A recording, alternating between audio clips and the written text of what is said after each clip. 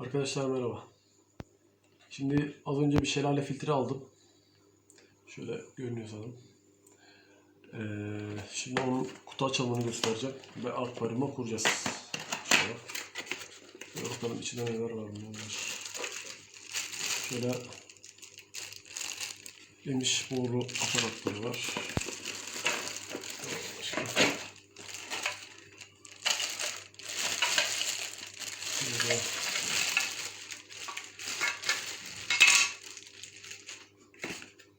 Başka bir şey yok. Şunu açalım.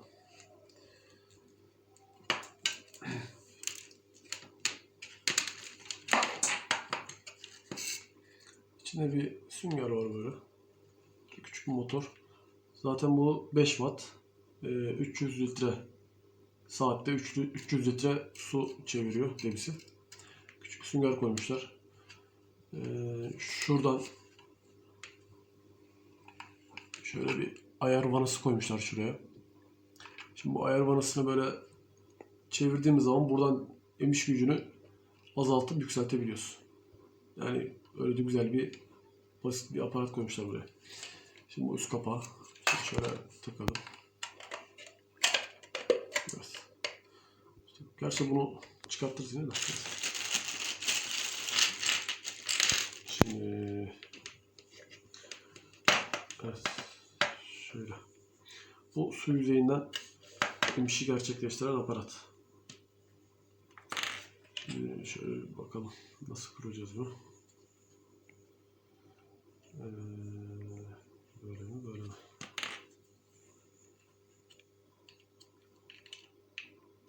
Evet. Herhalde böyle. Evet.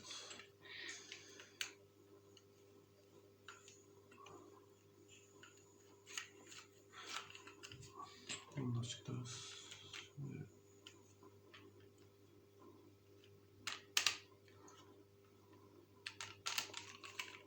Sıkı sıkıya giriyor, bayağı çıkmaz yani kendiliğinden. Bu da emiş yerinde en alttaki süzgeç. Küçük notlar kaçmasın diye. Şimdi bu tamam. Bunu da şöyle çıkartayım. Bunu da buraya takacağız. Böyle.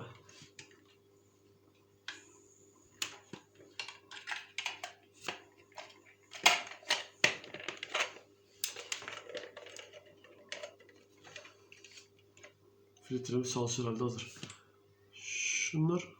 Bunları anlamadım. Bunlar nereye takılıyor? Çok fazla. Değil. Muhtemelen şunun yüksekliğini sabitlemek için ayarlanmış olabilir. Onlar şimdi çok işimize yaramayacak. Şu akvaryumdaki suyun yüksekliğine göre böyle basit ama kullanışlı bir şey yapmışlar. Yüksekliğe göre, akvaryum suyun yüksekliğine göre bu yukarı aşağı inip kalkıyor. Burada yüzeydeki suyu içine çekiyor. Aynı anda aşağıdan akvaryum dibinden de suyu çekiyor. Buradan içine alıyor. Buradan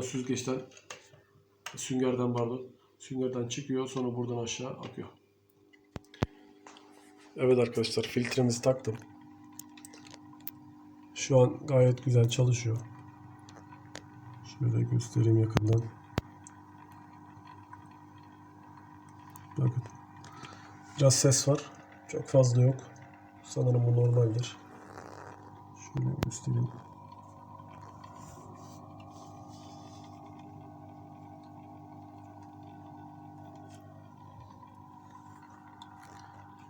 Yukarıda ilk başta anlattığım gibi şurası yüzey emiş borusu.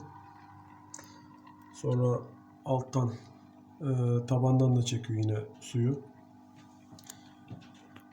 Ama benim hoşuma gitti. Oldukça böyle kibar. Şöyle yandan bakınca görünmüyor. Ama dış filtrelerde 2 tane hortum oluyor işte. Birisi iç emiş, birisi çıkış borusu falan. İç filtre koyuyorsunuz. İçeride koskoca bir yer kaplıyor falan. Ama bu şelale filtre gerçekten pratik. İşte belirttiğim gibi 300 litre bir su debisi var. Saatte 300 litre suyu sirkülasyon ediyor, çeviriyor. Bu da bu akvaryum için. Bu akvaryum da galiba bir 30 litre falan. Çok çok fazla. Ona göre. Buradan da anlatmıştım, ilk başta söylemiştim. Şuradan bakın. Ayar vanası var. Şuradan bak. Şöyle kıstım. Bakın debisi düştü. Görebiliyor musunuz? Bakın. Böyle açıyorum. Bakın. Açtıkça açtım. Bunun debisini bu şekilde de manuel ayarlayabiliyorsunuz. Bence gayet güzel olmuş. Ben ilk defa şelale filtre kullandım. Aldım daha doğrusu, şimdi daha kullanmaya başladım. Gayet hoşuma gitti. İç filtre kullandım. Dış filtre falan vesaire.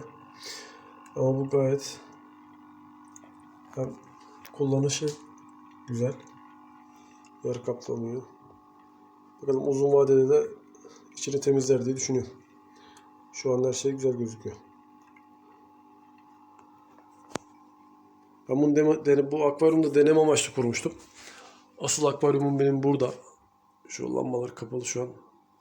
Orada büyük bir metre bitkili akvaryum var. Bunda da kanalımda daha önce bir video paylaştım bu akvaryumu kurarken. Yani bahçe toprağı koydum dibine. İşte filtresiz olarak yapmıştım ilk başta. Filtre olmadan bitkiler nasıl olacak diye. Hani biraz da deneme amaçlı kurulan bir akvaryumda.